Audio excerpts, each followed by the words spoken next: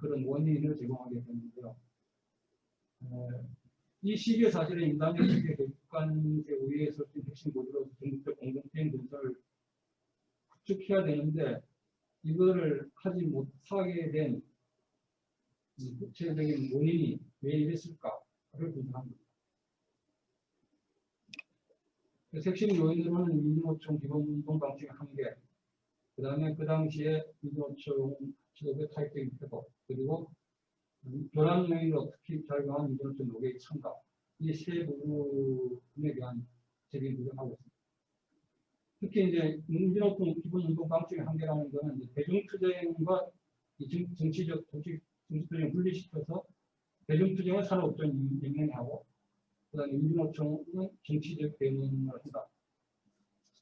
이거 지금도 역시 이런 논리를 주장하고 있는데 하여튼 이 부분이 한계 때문에 전체적으로 전국적 공익주의 전선에 대해서는 별로 관심이 좀 없었고 3들도 역시 마찬가지 어떤 경향성을 보이게 되면서 기본적으로 안 되는데 그래서 특히 이제 노계의 참가에 대한 합법화에 대한 기대와 환상 이 부분은 그 당시에 굉장히 중요한 요소로 작용했던 것 같습니다. 청와대까지 가서 내가 만나고 왔는데 그것이 않겠나 무조건 개정된다 이제 합법화되고 그러면 좀 많이 달라진다. 이번 게 뭔가 잘 된다 하면서 그냥 안으로 뭔가 되겠지만 이런 식으로 그 당시에 분위기를 이런 식으로 이야기하고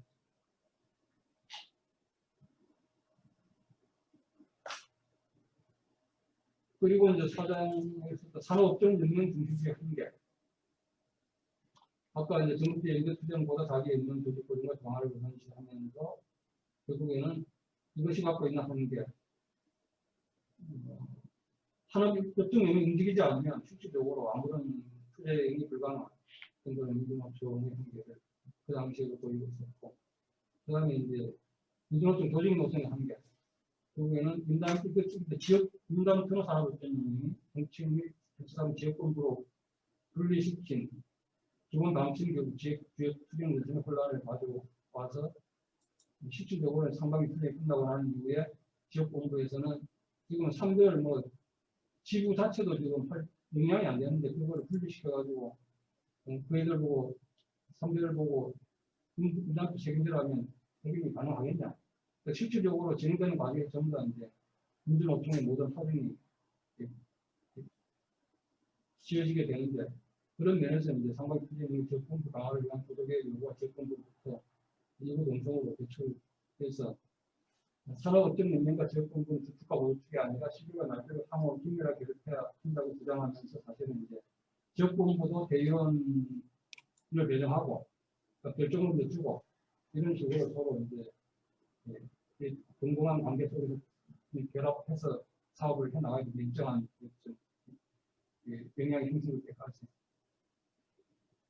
그래서 이런 식의 어떤 이 사업은 결국 나중에 총파업투쟁 과정에서 이런 식의 주장이 맞다라는 것들이 사실 되는 걸로 나타나죠.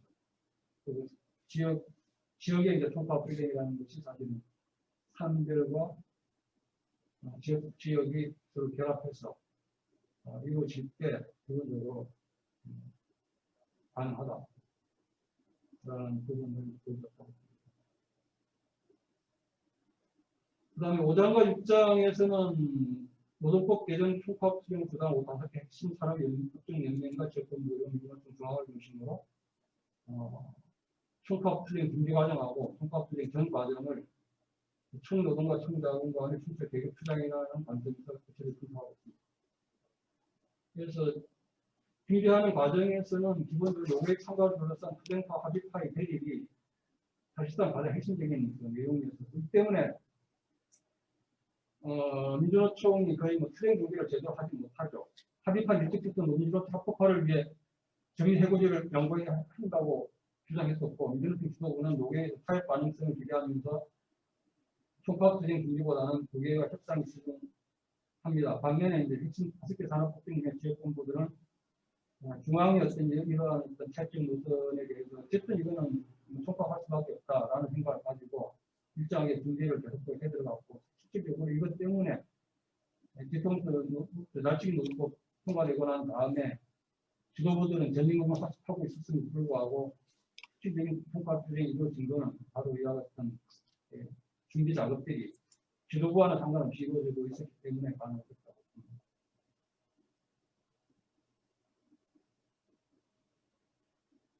그리고 뭐 정리해보자에는 실질적으로 양보할 수밖에 없다는 것은 96년 8월달 중앙집행위원회에서 이런 투쟁파 합의파의 대립 관계에서 이미 주장됐었고요. 그것이 이제 나중에 이제 중앙위원회에서도 권익위 위원장이 그런 식으로 인정했었고 하는 그런 내용이 되는거고요. 그 다음에 이제 노계 합의 실태 후에 본격적으로 총파 투쟁을 준비하는데 그래 되면 결국 11월 달부터 준비했다는 11월 한 10일 이후 노동자대회 이후에 11월 10일부터 사실 한 달 남짓 준비를 했었죠. 준비를 하면서 했는데 그럼에도 불구하고 12월 13일에 경고파업을 하는 걸 결정을 했는데 또 이것도 사실은 이제 국회에서의 타협 가능성을 기대하는 사실 이것도 뭐 하루 전날 바로 파업을 철회해버리고 그래서 오히려 이 때문에 국가자본은 임종 총파 투쟁하지 못할 것도 오판해서 사실 국가특위를 통과시킨 거고 그리고 또 이 때문에 사실은 민주노총이 이후에 투쟁 부족, 투쟁 역량이 부족하다, 투쟁 준비가 부족하다라는 그런 비밀로 계속적으로 하여튼 알집 통과가 몇 년도로? 97년? 뭐가요? 날치기 통과요? 알집 통과. 이게 지금은 96년 이야기. 96년? 예. 12월 26일.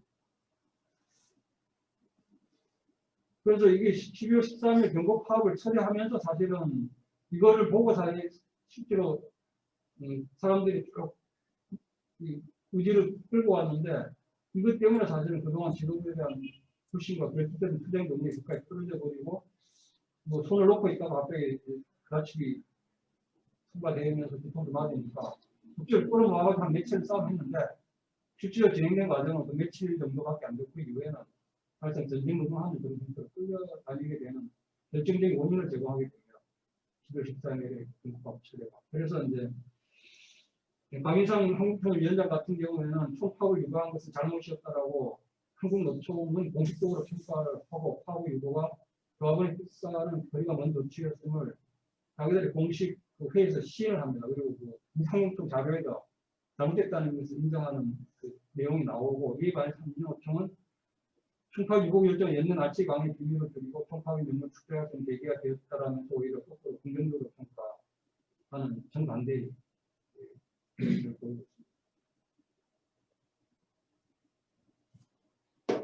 그리고 이제 6장은 총파업에 관한 내용인데요. 이 부분은 뭐 구체적으로 좀 읽어보시면 될 것 같은데 일단 이 핵심적인 내용이 저거 기습 공격에 대한 어쨌든 공세적 투쟁이 아니고 수적 방어 투쟁이라 하기 때문에 처음부터 총파업 투쟁의 준비 부족. 아까 12월 13일 경고파업 이후에는 아예 손을 놓고 있었기 때문에 철회 이후에는 손을 놓고 있었기 때문에 총파업 투쟁의 준비 부족과 그 다음에 이제 국가와 자본의 탄압에 대한 투쟁 동력. 국가 자본의 탄압에 대해서 전혀 대응할 생각하지 않고 어떻게 하면 빨리 마무리를 지을까? 라는 어떤 그런 관점에서 실질적으로 계속적으로 이제 민국통과 회의가 이루어졌고 그 속에서 계속 그런 식의 대응을 하다 보니까 국가 자본의 탄압에 대한 투쟁 대응을 하지 못하고 생긴 투쟁 능력의 부족이라는 문제에 계속 시달리게 됩니다. 그래서 이 때문에 민주노총은 총파업 투쟁을 민주정권 퇴진투쟁 공식 투쟁을 확대 발전시키기보다는 어떻게 하면 공공법 개정 투쟁 수준을 소속적으로 유지하고 관리 하면서 빨리 투쟁을 끝낼 생각들을 하면서 그 이후에 많은 과정들이 진행되는데 그 진행되는 내용에 대해서 구체를 나갔습니다. 그 결과 이제 총파업 투쟁은 본대의 적극적인 지원과 연대 투쟁 오히려 이것 때문에 사실은 민주노총이 97년 1월 이후에 오히려 이것 때문에 어떻게 보면 좀 유지한 측면이 많죠. 실질적인 이제 동력이 많이 떨어져나간 상태에서. 그래서 연대투쟁하고 전면적인 개혁투쟁 함께 발전하지 못하고 민주노총 중심의 조합질적인 투쟁으로 결국에는 축소되었고 결국 민주노총 투쟁 동력의 부족을 이유로 실질적으로 민주노총의 추가 투쟁을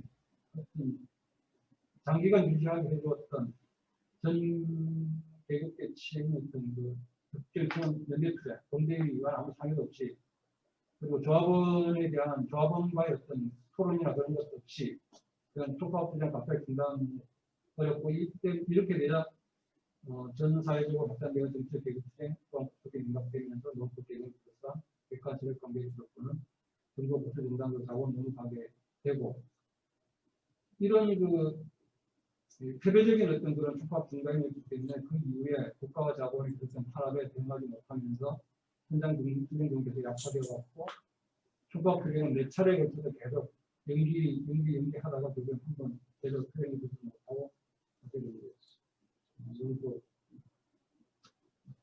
되고 다시 이제 대전되고 마는데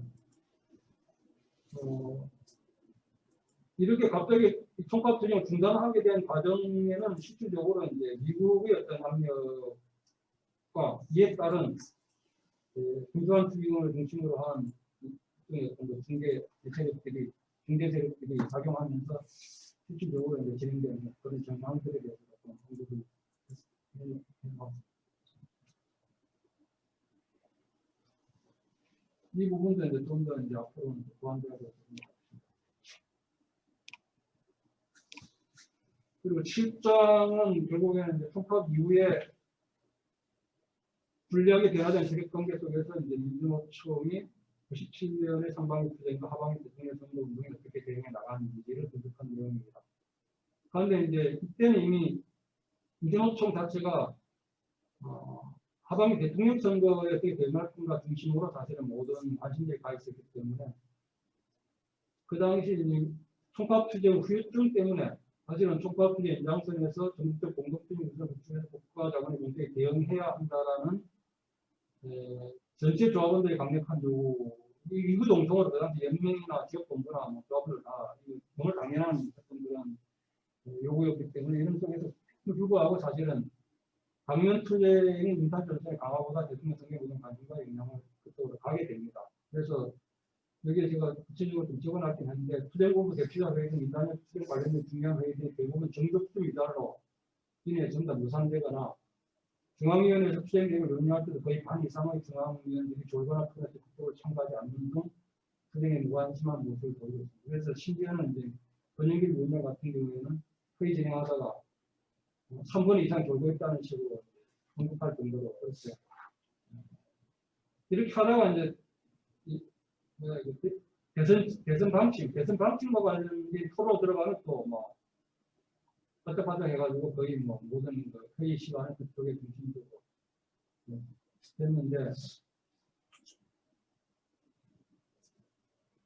그래서 임단수 전선은 결국 거의 분산적으로 진행되었고 정치 세력과 사업도 사실은 조합원들의 무관심 속에서 이것 자체에 대해서 잘 되지 않을 뿐만 아니라 조합원들 토론 한 번, 중앙위원회 토론 한 번, 대의원대 토론 한 번 없이 정치위원회 중심으로 지역 상층 간부들 돌아다니면서 이제 분위기 잡고 그런 분위기 잡은 속에서 사실 이제 대세를 만들어 가지고 어쨌든 대선 방식을 통과시키는데 임시대의원대에서 대선 방침 결정은 전체 대의원의 한 54.5%밖에 참석하지 않았습니다. 그 당시에. 왜냐하면 그때는 이제 이미 임단수가 늦어지면서 상당히 그쪽에 이제 치중하고 있었기 때문에 지방에서 올라오지 못한 대의원들이 많아서 전체 대의원 54.5% 참석하지 않았는데 실제로 대선 방송에 참석한 대의원 수가 47%니까 실질적으로 전체 대의원이 절반도 되지 않은 상태에서 그 당시 대선 방침이 결정돼 나간 거죠.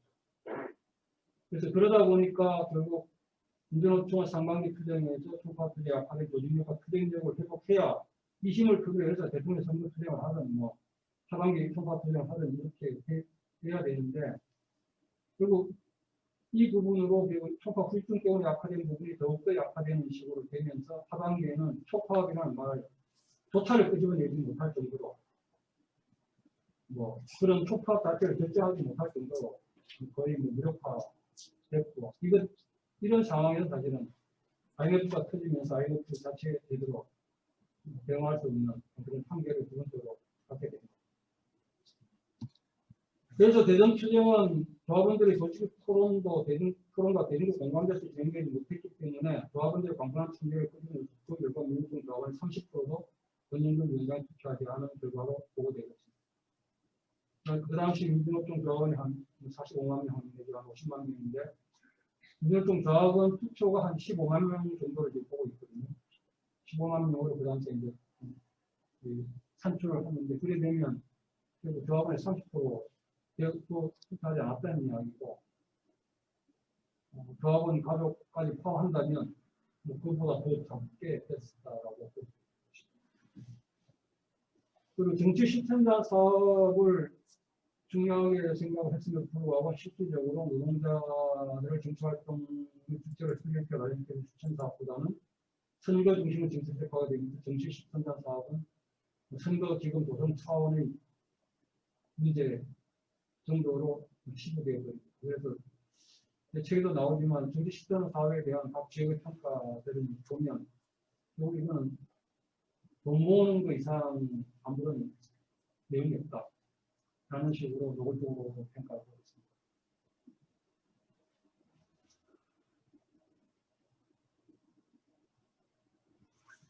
그리고 8장에서는 민주노총이 IMF 경제위기와 신자유의 결과로서 국가와 자본 간의 계급 투쟁에서 총파업 투쟁을 통한 정리해고자 근로자 파견 여지를 조합원들의 요구를 무시하고 어떻게 두 번에 걸쳐서 노사정 합의와 총파업 철회 등을 통해서 국가와 자본의 통을 갖는지를 분석하고 있습니다. IMF와 군대정부가 신자유주의 논리와 정책에 포섭된 민주노총 지도부는 조합원들의 강력한 반대에도 불구하고 노사정 정리해고자 근로자 파견 국제화에 합의해버렸는데요. 밑에 인용한 이 부분이 군대정부가 신자유주의 논리와 정책에 포섭된 민주노총 지도부의 생각을 그대로 나타내고 있습니다. 이 부분은 이제 그 당시 중앙위원회 의장이었던 대접동 당시 이제 민주노총 위원장 직대의 이야기입니다. 한번 읽어보겠습니다. 너무 노골적이라서. 물리적 투쟁이 아닌 대파에 필요한 시기라 판단했다. 민주노총이 불참할 경우 더 형편없는 노력이 부과될 것을 우려한 결정이었다.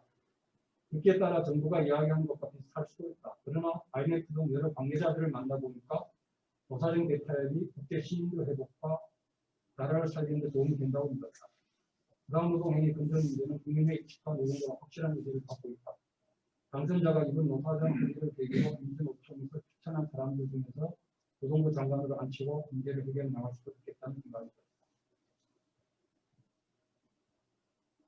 이 내용을 보면 너무 참담해서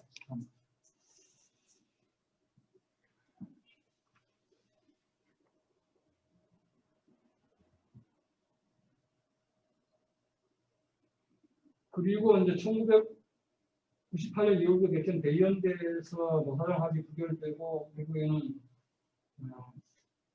정리해고제 철폐를 위한 총파업을 임무로 하는 비대위가 구성되는데 총파업을 임무로 한 비대위가 구성됐지만 또 총파업 전날 갑자기 총파업을 처리해버리게 됩니다.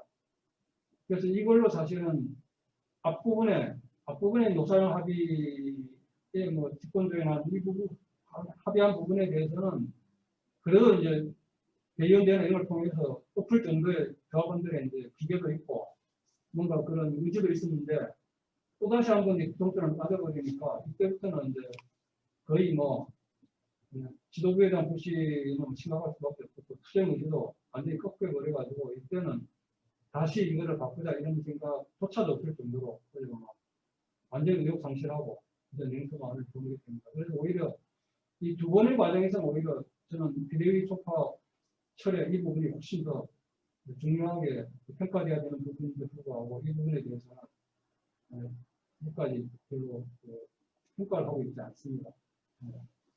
공부하는 사람들이 실천가든 뭐 이론가든 간에 그래서 이 부분을 제가 좀 지난해 회의록을 중심으로 해서 좀 구체적으로 다뤄봤었고요.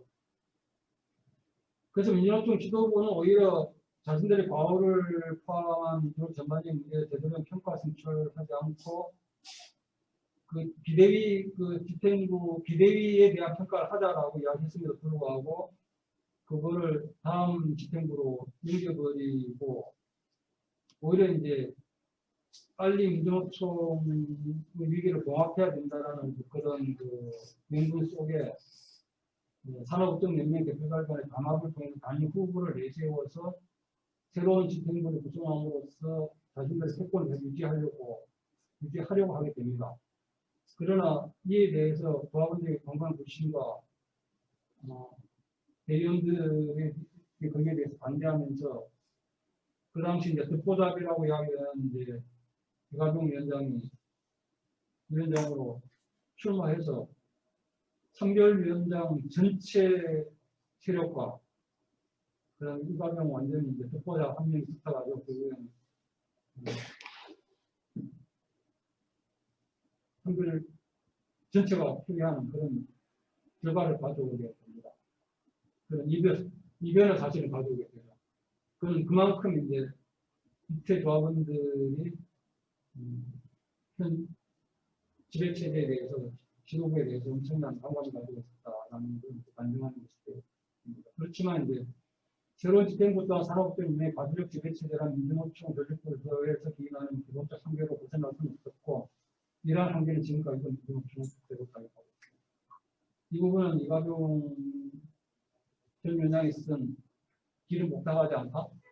그 책에 아주 구체적으로 나와 있습니다. 그래서 이 당시에 그래 제대로 민주를 집행하지 못한 결과 이의 모든 부담을 현재로서 전적으로 수막게 되었고 36일에 걸친 전적으로 반대를 위한 치열한 투쟁에도 불구하고 결국 필요함으로써 이후 한국에서 신자유주의 구조조는 전면화되게 됩니다. 여기까지가 이제 내용이에요. 그래서 이제 기존 연구와의 어떤 차별성 문제를 전제로 조금 이제 집어넣었는데요. 한 몇 가지 점을 좀 우리가 시각 교정을 좀 해야 된다고 봅니다. 여전히 이런 관점에서 계속 사회적 합의주의에 대해서 환상을 갖고 있는데 민주노총 합법화가 바로 제도화인가? 마치 민주노총 합법화는 민주노총을 제도화시켜주는 것이라고 보는데 제도화시켜주려면 사실은 민주노총을 상별교섭의 파트너로 그리고 정치 협단의 파트너로 이렇게 해야 되는데 실질적으로 몇십 년 동안 그렇게 하고 있지 않습니다. 오히려 그쪽의 생각은 뭐냐면 그게 구체적으로 나타나고 있지만 민주노총 운동을 그 당시 산업업종 연맹 내지는 민주노총이란 합법연맹이라는 합법화를 미끼로 상층을 포섭하고 하층의 이제 기업별 노조라든지 이런 하층을 무력화하는 걸 통해서 기업별 노조 체계를 유지하고 통제하려는 국가 자원을 분할 지배 전략을 하는 것 추진된 것으로 보아야 실제로 이제 현 국가 자본의 전략에 대해서 제대로 대응할 수 있다. 그렇지 않으면 경산노조와 같은 그런 삭발제를 할 수밖에 없다. 그렇게 봅니다. 그리고 이거 관련해서 계속적으로 지금 나타나고 있는 경향 하나는 또 집단적 노사관계법과 개별적 노사관계법의 막교환, 노동 기본권과 노동유연화 이 두 개를 막교환하려고 한다. 그래서 이번 저쪽에 멀리서 이렇게 마찬가지로 보는데요. 노동유연화 조항을 자본에서 하나 양보하고 노동기본권 관련된 건 노동을 양보하고 그래가지고 서로 막교환해야 되지 않는 이런 논리 속도가 나오고 있습니다. 이 부분도 역시 완전히 수상이다. 완전히 사기다. 국가자본 일반적인 노동을 무력화하는 관점도 없고 개정 문제에 접근했다는 것이 구체적으로 나옵니다. 특히 이제 그 당시에 다른 거는 다 양보해도 구체적으로 자기들이 양보할 수 없다라고 나오는 조항이 뭐냐면 노동부임금과 전인자 임금 지급 금지 문제. 이거는 결국 이제 그들의 초점이 기업별 노조 자체를 유지를 전제로 하면서 그들은 무력화시키겠다. 라는 의도가 아주 노골적으로 드러나 있는 두 개 조항입니다. 그거는 자기들이 끝까지 양보할 수 없는 조항으로 그 두 개를 입습니다. 그 다음에 이제 민주노총은 어떤 기준을 가지고 노계위와 노사정위원회에 참가했는가. 지금도 계속 이 문제가 된다고 봅니다. 어떤 기준에서 지금 참가하는 거냐. 이번에도 역시 마찬가지로 선의죠. 선의가 참가의 중요 기준입니다. 저 말은 이건 정권이 바뀌었으니 다 해줄 거다. 그러나 이건 천만의 말씀이고, 그리고 계급 투쟁과 계급 간 세력 관계를 변화시키지 않으면 실질적으로 어떠한 계급 타입도 불가능하다라는 관점을 분명히 하지 않는 한 계속적으로 당할 수밖에 없다. 그리고 총파업 투쟁의 핵심적 목표는 계급 간 세력 관계를 변화시켜야 현실적 목표, 아까 노동법조차도 이 세력 관계를 변화시키지 못하면 실질적으로 이제 실패로 끝날 수밖에 없다라는 부분을 좀 더 분명히 해야 됩니다. 그래서 총파업 투쟁은 기본적으로 정치 투쟁인 것이 이것이 경제적 정치 파업이다 이런 식의 조합주의적 어떤 사고 속에서 그 당시에 사실은 민주노총 총파업 투쟁을 변호하면서 내놓은 논리가 사실은 경제적 정치 파업이라고 이야기하는 건데 이것 자체가 바로 틀린 이야기입니다. 활동평가 기준은 계급 투쟁을 통한 주체 역량 강화와 계급간 세력 관계 변화 기준이 되어야 한다. 그러나 현재 민주노총 조선 투쟁은 대적 투쟁과 주체 역량 강화를 목표로 하는 진정한 인재 정파 투쟁. 그러니까 정파 투쟁이 이런 내용이 돼야 되는데 이런 내용은 아예 상당히 실종되고 내부의 조합 권력과 패권을 장악하는 개파 정파 투쟁 수준에서 지금 해내고 있다. 그래서 현재 노동운동의 평가, 활동 평가를 하려면 기본적으로 계급 투쟁을 통한 주체 역량 강화와 계급간 세력 관계, 대적 관계와 주체 역량 강화가 기본적인 기준이 되어야 합니다. 라는 관점에서 좀 연구가 보다 구체화되어야 되지 않을까 싶습니다. 그 다음에 이제 이거를 총괄해서 역사적 경우가 실천적 하는데요. 한 10분 이내로 끝내시면 돼요. 축하하는데. 네, 그래서 역사적 경우가 실천적 함인데 이 부분이 지금 현재도 굉장히 중요하다고 저는 봅니다. 특히 이제 충분한 준비를 통한 투쟁력과 조직력이 바뀌지 않으면 어떤 협상이 되고 승리할 수 없다. 조합원 교육, 현장 토론, 소모임, 문화회, 불상투쟁 지금 이런 게 거의 지금 실종되어 있는데 같은 일상 활동을 통해 끊임없이 훈련하고 점검해서 이길 수 있는 정체와 재료를 만들어 놓고 싸우지 않으면 기본적으로 협상은 완전히 꽝이다. 거짓말이다. 전자님께 이겨놓고 싸운다라는 이 부분을 명심해야 된다고 봅니다. 그리고 전국적인 인간의 공동투쟁 전선을 복원해야 됩니다. 이것만큼 실질적으로 계급 투쟁에서 가장 유리한 시기를 가지고 할 수 있는 가장 유일한 기회입니다. 특히 지금 시기뿐만 아니라 일반 1년에 그래서 경제적 인단투 그래서 옛날부터 사실은 인단투 때 전국적인 공투 전선을 만드는 것은 이렇게 함으로써 사실은 계급과 세력 관계에서 위에 설 수 있는 위치가 되는 것이다. 몇 개월 동안 이슈를 전동할 수 있고 그런데 이거를 거의 지금 포기하고 있습니다. 그래서 경제적 계급 투쟁에서 인단적 투쟁으로 전국적 확대되면 총노동과 총노동간 투쟁이 되면서 계급과 세력 관계에 영향을 미치는 아주 중요한 정치 공유가 되고 이 속에서 사실은 체제임금 투쟁도 이루어질 수 있고 산결 투쟁도 가능하고 계급 투쟁도 가능하다. 전국적인 이런 공동 언어 전선이 만들어지는 속에서 모든 투쟁들이 진행돼야 되는데 이것 자체를 지금 포기하고 있다. 그래서 민주노총 운동이 살려면 기본적으로 이 전선을 복원해야 됩니다. 그 다음에 전국 공동 투쟁 전선과 지역 연대 투쟁 전선을 복구하려면 업종을 중심 과격 지배 체제를 생산하고 지역 연대 조직과 산별 조직의 동일한 방안과 측면을 조직하고 지금 앞서서 말씀드린 것 동일한 거예요. 상층 지도부에 대한 통제 수단으로서 조합원 참가표를 강화, 확대 강화해 조합원들의 노동 운영에 대한 자기결정권을 강화해야 합니다. 민주노총은 조합원들보다 지도부의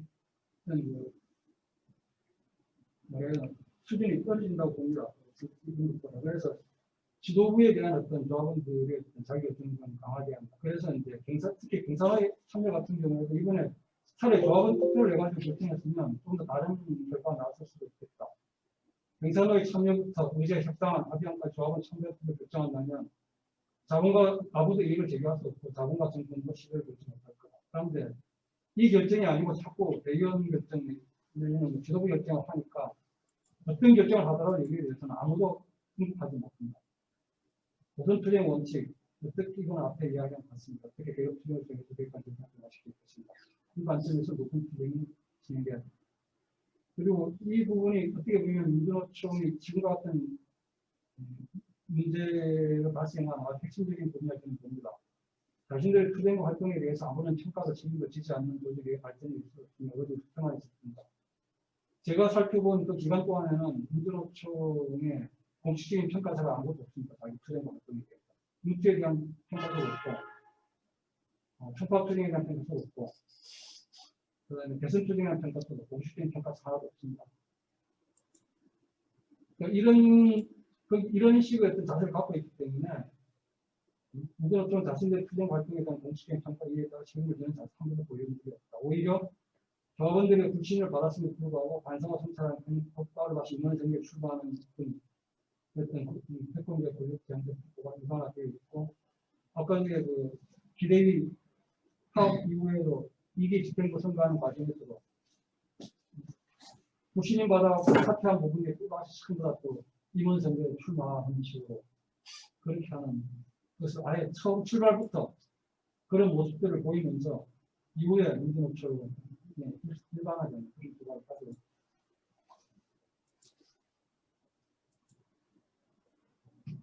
그래서 이런 관점을 이제 코로나 이후 민주노총에 한번 대응을 시켜봤는데요.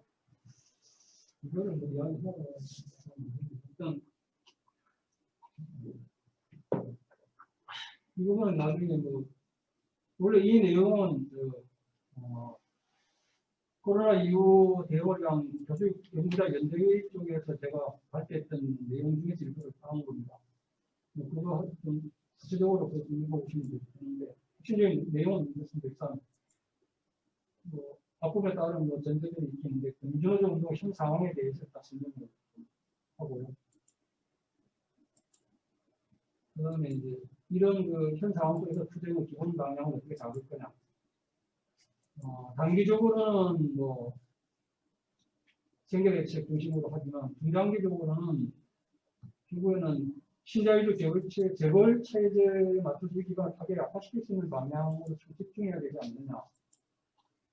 그러니까 이제 경제 투쟁이 아니라 재벌 투쟁, 해체 투쟁 이 부분에 좀 전체적으로 초점을 맞춰야 된다. 그래서 이제 여기에 대한 내용에서 이제 이런 방향 속에서 투쟁 형태를 결국 신자유적 재벌체제 혁신한 투쟁 정책 개혁 투쟁이 주요한 투쟁 형태로 하게 되고 이렇게 된다면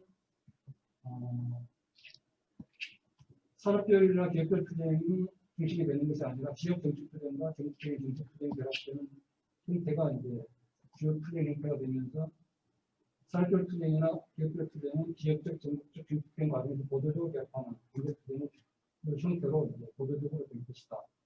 투쟁 형태 이렇게 잡는다면 그럼 이 방어품 조직 형태는 뭐냐? 조직 형태로서는 이제 정책 투쟁 중에 투쟁 계획적 주요한 투쟁이 되기 때문에 조직 형태가 이걸 담보할 수 있는 투쟁 형태가 되어 있는데 노동조합만이 아니라 노동운동 세력, 사회시민운동 세력 충돌 지킨 옛날 민주노총 총파업 투쟁 때 그런 시를 좀 더 확장된 그런 형태가 되어야 실질적으로 이제 코로나 이후에 그쪽에 진행된 구조조정과 약국화 이런 부분에 더 심해질 약국화 이런 부분에 대응해 나갈 수 있지 않겠느냐 하는 부분을 좀 읽어보시면 될 것 같습니다. 그런 내용이고요. 그 다음에 그럴 경우에 투쟁 주체와 동료가 어떻게 잡을 거냐 하는 부분이 문제입니다. 그래서 저는 이 부분 현실적으로 좀 봐야 된다. 산별 노조들의 대기업 원칙과 교섭과 투쟁을 끌어내기 위해서는 실제 산별 노조만의 투쟁이 아니라 이건 역사적으로 보면 전개국적, 전국적 경제 투쟁이 같이 본격적으로 이 부분이 결합되지 않으면 산별 노조는 만들어지지 않습니다. 그런데 이제 기업별 노조의 의식과 관심이 강하게 남아 한국 사회에서 교섭 단위가 있는 노조들이 자기 사업장이나 산업종, 직종의 한계를 넘어선 계급적 정치적 이해관계를 요구하는 정치적 계급적으로 조성하기는 어려울 것이다.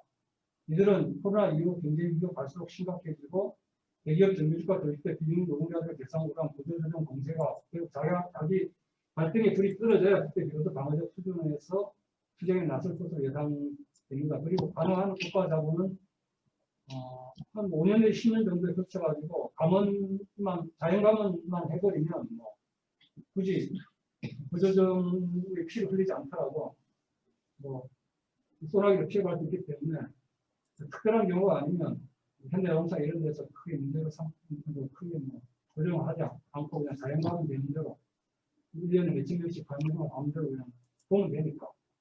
그런 면에서 사실은 이제 이 부분 핵심적인 대책이 될 수 있을까 하는 것을 보지 않습니다. 그래서 이런 점에서 현재 가장 큰 피해를 당하고 있고 당할 수밖에 있는 비정규직 중도인 4,500명 노동자들의 비피는 중심이 있고 거기에서 또 구조조정 당하는 일부 구조조정 당하는 대기업 정규직과 공공 노동자들이 부분적으로 참가하고 보조 지원하는 투쟁 형태가 현실적으로 될 수밖에 없지 않습니다. 이미 대기업 정규직과 공공 노동자들은 투쟁 주체와 중심이 이동하고 있다는 사실을 인정하고 싶지 않겠지만 이는 이미 역사적 현실이 되었음을 인정해야 되고 그래야만 자신들의 역사적 역할을 정확히 설정할 수 있다. 그래서 이 부분에 대한 자기 정체성을 좀 분명히 실제 자기 위치를 좀 분명히 해야 투쟁 주체 속에서 분명히 해야 그 다음에 이제 잘 건지가 좀 구체적으로 나올 수 있지 않습니까? 그래서 투쟁기금에서 이런 면에서 사실 투쟁을 하려면 특별한 돈과 조직인데 진짜 투쟁을 할 마음이 있으면 투쟁 주체를 중심으로 해서 아까 조직을 꾸리고 그 다음에 돈을 모아야 되는데 지금 시기에는 이걸 위해서 코로나 경제위기 타격을 비해서 덜 받고 있는 대기업 정규직과 공공 노동자를 중심으로 대규모 구조조정 과정이 양성될 수밖에 없는 고금리 민원직 저소득 노동자에 대한 투쟁과 생계 지원을 위한 투쟁 기금으로 최소한 1,000억 원 모은 운동에서 본격적인 투쟁에 대비해야 할 것이라고 저는 한번 생각해봤습니다. 기업별 투쟁을 넘어선 지역 산업 전국적 투쟁은 기본적으로 서구에서 보면 투쟁만이 아니라 투쟁하는 사람들의 생계 지원까지 하는 것이 기본입니다. 그런데 우리 한국에서는 이런 투쟁을 해보지 않았으니까 뭐 10,000원, 20,000원 이런 정도 모아가지고 그냥 기업별 투쟁 구성해서 다시 하고 있는데 어차피 계급 전쟁을 벌일 수밖에 없는 코로나 이후에 계급 전쟁을 벌일 수밖에 없는 기회라면 정말로 이번에 한번 돈을 제대로 모아서 투쟁다운 투쟁, 투쟁다운 선별 투쟁다운 선별 투쟁, 지역 투쟁, 중국 투쟁 한 역사적 경험을 한번 해볼 수 있지 않을까 그렇게 보고 있습니다. 그래서 1,000억 원을 모을 수만 있다면 모으는 과정 자체가 결국에는 손잡이나 이겨놓고 싸우는 싸움이 되지 않겠는가. 모금 액수보다도 그 과정을 분명한 문제의 결기와 사기가 더욱 그렇게 할 것이라고 봅니다. 그래서 투쟁도 제대로 하려면 일상적인 조직 체계가 아니라 투쟁을 실제로 담당하고 있는 노조들과 노동자를 중심으로 해서 새롭게 구성돼서 투쟁할 의사가 있고 투쟁할 수밖에 없는 조직들을 중심으로 해서 투쟁 체계가 꾸려져야 된다. 그래서 1996년, 7년 투쟁도 보면 총파업에 투쟁한 부분들이 사실은 3분의 1, 전체 노조수로 보면 3분의 1 정도 되죠. 반 정도가 되지 않습니다. 그 핵심적으로 참가한 부분들이 사실은 뭐, 100몇 개, 뭐 몇백 개밖에 되지 않으니까 1000개 가까이 되는 것을. 그래서 그런 면에서 보면 결국에는 투쟁을 하는 중심 주체가 하면 되는 거고 나머지 부분들은 거기에서 좀 넓게 돈으로 지원하든지 뭐 다른 뭐 형식으로 지원하든지 하는 이런 형태로 선발대, 후위, 본대 이런 식으로 같이 가면 되는 것이지 전부 다가 선발대가 될 줄은 그건 불가능하고요. 그래서 그런 면에서 좀 더 유연하게 투쟁체계, 투쟁을 중심으로 한 부분으로 힘을 뿌리면서 그 폭을 좀 더 넓게 다양하게 좀 감싸는 이런 형태로 가는 것이 올바른 게 아닌가. 그리고 가장 중요한 건 그 지역 노동운동을 어떻게 재편할 건가 하는 문제입니다. 오히려 이제 저는 현재 뒷부분에 제가 좀 구체적으로 약간 거기에 문제식을 갖고 있는데 왜냐하면 이미 선별 형태는 아니라고 시대착오적이라 선별 노동 형태를 가지고 있는 안 되고 이거를 뭐 기본적으로 원기금 연료를 받든지 안 그러면은 최소한 지역 상품 형태로 받든지 이런 형태로 봐야 되는데 이런 문제의식 속에서 사실은 지역 노동운동을 어떤 식으로 핵심적으로 재편할 건가, 어떻게 세울 건가라는 것이 오히려 이제 이후 노동운동 과정의 핵심이 아닌가 그렇게 보는 관점에서 한번 설득을 들었는데 중장기적으로 디지털 노동과 플랫폼 노동을 확산되기 시작하면 임금 노동과 비임금 노동, 산업과 업종 간 노동의 경계가 없어지면서 선별 노조라는 조직 형태는 별 의미가 없어지고 사실은 신자유주의가 지배적인 체제가 되면 사실은 총노동과 총자본 투쟁의 주요 형태가 되기 때문에 이미 서구에서는 선별 노조 90년대부터 1990년대부터 선별 통합해서 원빙이면 일반 노조 형태 조직 형태를 정하고 있습니다. 특히 이제 캐나다 같은 경우는 하더라도 이 캐나다 자동차 노조 같은 경우는 자동차 조합원이 300여 명밖에 되지 않습니다. 그리고 제가 2000년 초반에 캐나다 갔을 때 보니까 캐나다 노총은 일반 노총을 정하고 있더라고요. 그런 면에서 이미 신자유주의 시대에 몇십 년 전부터 저희는 그렇게 통팔하면서까지 그런 식으로 대응하려고 하고 있는데 지금 이 디지털 플랫폼 노동이 이제 더욱더 신자유보다 더욱더 이제 파트너십하는 이런 식으로 오는 발전 쪽에서는 산별 노조 라는 건 사실 시대 차원입니다. 그렇지만 수십 년 동안 산별 노조 위에 받은 조직 형태를 고민해보지 못한 한국의 입장에 조건에서 과연 바로 갈 수 있겠느냐 하는 그런 현실적인 문제를 가만히 있을 때 가동기적으로 수십 년 동안 그런 문제가 있었던 논의만 했지만 문제가 있었던 지역 산별 체제를 개편해 나갈 수 있는 좋은 기회로 코로나 경제 위기로 활용할 수 있지 않을까. 물론 현재 산별 노조들의 인식 부분과 구조 그리고 태권의식 속에서는 그렇지 않겠지만 결국 살기 위해서는 이렇게 가야 되지 않을까 그렇게 생각하고 있습니다. 그리고 지역노동운동을 중립된 내용 형태로 접근해야 된다는 앞에서 이야기했던 그런 문제의식 속에 진행이 되고 현재 어떤 산별노조 중심의 과도직 지배 체제가 아니라 지역과 산별 분단 결합한 지역 형태 민주노총 조직체를 전면 개편하면서 지역에서 이제 지역 민주노총과 중심이 되면서 지역민주적 중소형사 수총 노동자들하고 민주노총 중심이 되면서 이후에 이제 대기업이나 산별 이런 부분들 끌어들여서 좀 더 힘을 주는 제 건축적인 부분을 좀 형성해 봐야 되지 않겠는가 라는 생각을 해봤고 특히 이제 지역에서는 산별 노조를 지역 산별 체제를 개편하는 기회로 좀 삼았으면 좋겠다. 그래서 내년도에 인단투와 책임금 투자 포함 모든 경제 투자의 산업별 기업별 개별적 소비적으로 취할 것이 아니라 지역 투자공부와 지역 투자공부 체계화해서 전국적으로 총 단계로 해서 좀 치르게 되면 이런 속에서 이제 지역에서는 지역 투자공부가 중심을 잡고 전국에서는 지역 투자공부 중심을 나오면서 전체적인 이런 지형을 좀 접해 갈 수 있지 않겠느냐. 제대로 투쟁을 할 생각을 갖고 있다면. 그리고 이렇게 되면, 노동자, 이런 연대 투쟁 과정을 통해서 노동자들이 주체화되고 중심이 되는 정치적 대결 투쟁 과정을 통해서 진정한 노동자 정치 세력화의 기반을 구축하는 기회로 삼을 수 있을 것이고, 이게 기반이 되면서 또 지역의 또 다른,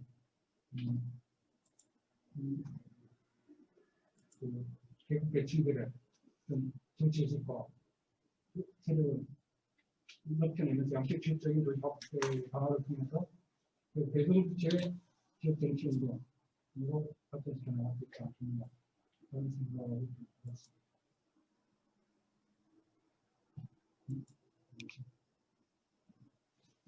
됐어요.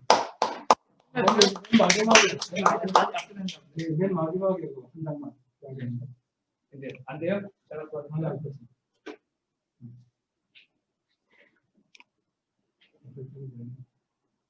그래서 꼭 마지막에 제가 좀 하고 싶은 이야기인데요. 운동과 운동 자세와 관련된 부분이라서.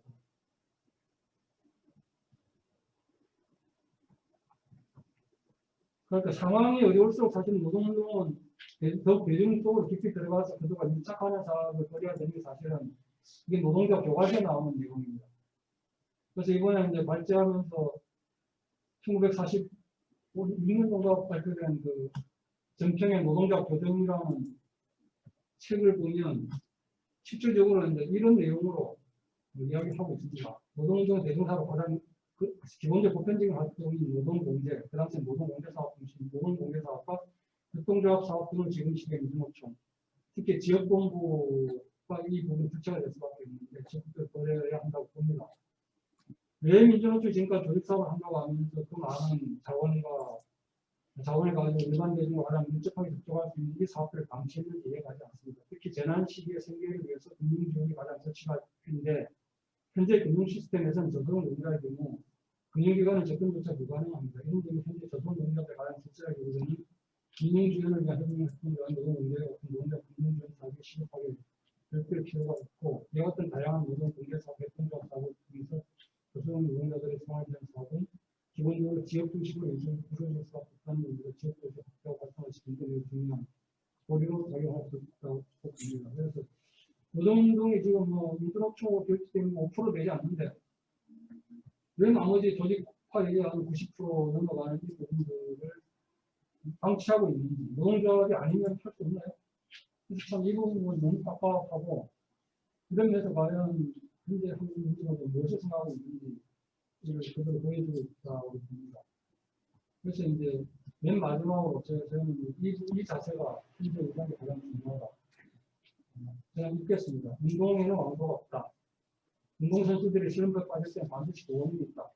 잘 나갈 때보다 자세와 품과 중심이 흐트러져 있다. 고치는 방법은 간단하다. 기본기로 돌아가는 것이다. 세상의 이치가 이렇다면 우리 노동운동도 기본으로 되돌아가야 한다. 기본기를 기르는 작업은 소리하기 쉽다. 누구나 다 안다고 생각합니다. 그러나 훌륭한 기본기를 갖추기는 참 어렵다. 적응 교육, 현장토론, 동물 문화대 일상활동, 트레이닝과 같은 일상활동을 통해 끊임없이 훈련하고 점검하는 보통처럼 과정을 거치지 않으면 안 되기 때문이다. 운동선수 역시 마찬가지고. 하지만 아무리 어렵고 보통스럽다 훌륭한 기본기를 갖추지 못한다면 적과의 싸움을 이룰 수 없다.